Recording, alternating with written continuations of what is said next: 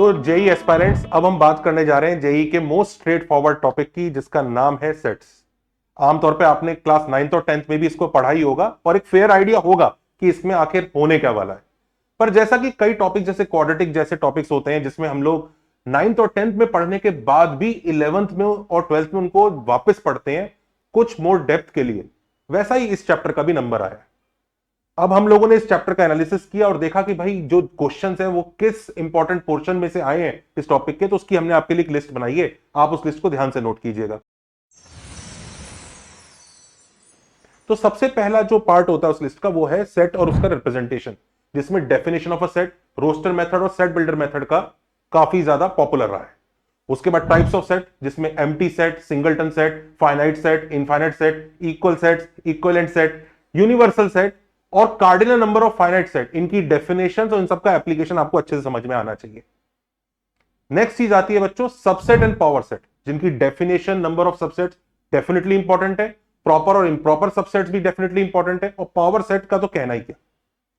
इसके बाद बच्चों ये सब डेफिनेशन जब आप सीख जाते हैं तो आप सेट्स के ऊपर ऑपरेशंस की तरफ जाते हैं। कौन से ऑपरेशन? जैसे union, intersection, difference, symmetric difference of two sets, complement of sets और फाइनली हमारा favourite Venn diagram. Venn diagram को जब आप सीख लेते हैं तो कई सारे आप फॉर्मूलेज डिराइव करते हैं और वो जो फॉर्मुलाज हैं उनको भी आपको याद करना पड़ता है। A union B union C का formula, De Morgan's law, associated law, distribution rule, ये सब आपके फिंगर टिप्स पे होने चाहिए, तभी आप सेट्स के क्वेश्चन अच्छे से कर पाएंगे। अब कभी कभी बच्चे हमसे पूछते हैं सर सेट्स जैसे टॉपिक में भी कुछ इजी पोर्शन बता दीजिए, तो उसका जवाब यही है बच्चों, पूरा का पूरा चैप्टर ही एक इजी चैप्टर है। इसमें आपको ढूंढने से भी कुछ मुश्किल मिलेगा नहीं और इस चैप्टर को छोड़ना एक मूर्खता ही होगी, क्योंकि इसमें से यूजुअली क्वेश्चन आता ही है और स्ट्रेट फॉरवर्ड क्वेश्चन आता है।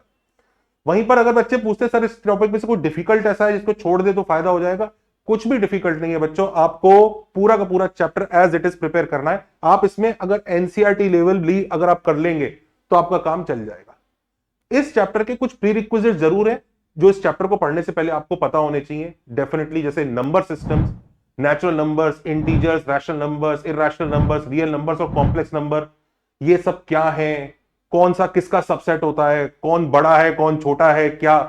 और अब अगर आप ये चैप्टर को ढंग से प्रिपेयर कर रहे हैं तो प्रिपेयर करने के बाद आपकी ये भी क्यूरियोसिटी होगी कि भाई जेई में आता कितना है। अब सबसे बड़ी मुद्दे की बात, बच्चे जानना चाहते हैं कि इस चैप्टर को पढ़ तो लेंगे पर एग्जाम में कितना फायदा होगा, इसका वेटेज कितना है। तो स्ट्रेट फॉरवर्ड वेटेज है, जेई मेंस में हर साल इसका एक क्वेश्चन आया ही है, यानी 5-5%, चाहे 2021 हो, 2022 हो, 2023 हो। वहीं अगर जेई एडवांस की बात करें तो सेट थ्योरी के डायरेक्ट क्वेश्चंस के लिए 2021, 2022 और 2023 में आपको 0% वेटेज नजर आता है। पर इसका मतलब ये नहीं कि इसके क्वेश्चंस आते नहीं है। अगर हम इसके बेसिस वाले क्वेश्चंस मैथ्स के दूसरे चैप्टर में भी फाइंड करेंगे तो हमें दिखेगा पीएनसी और प्रोबेबिलिटी के भी कई क्वेश्चंस सेट थ्योरी पर ही बेस्ड होते हैं। इनफैक्ट रिलेशंस वाला जो चैप्टर है वो काफी कुछ इसी चैप्टर से ही अपने कॉन्सेप्ट डिराइव करता है। तो हमने उस हिसाब से जब हमने इस लिस्ट को कैलिब्रेट किया तो 2021, 2022 और 2023 में तीनों में 5-5-5% का वेटेज हमने एडवांस में भी पाया। इस एनालिसिस से हम देख सकते हैं कि सेट वाला जो चैप्टर है इसका वेटेज उतना ज्यादा भी नहीं, एक मॉडरेट वेटेज है, पर वहीं पर ये चैप्टर जल्दी भी खत्म हो जाता है। तो स्टूडेंट्स को हम एडवाइस करेंगे इस चैप्टर को थॉरली पढ़ें और प्रैक्टिस प्रॉब्लम्स करें और अराउंड 100-150 प्रॉब्लम्स भी आप इस चैप्टर में कर जाएंगे तो आप एग्जाम वाले क्वेश्चंस कर पाएंगे।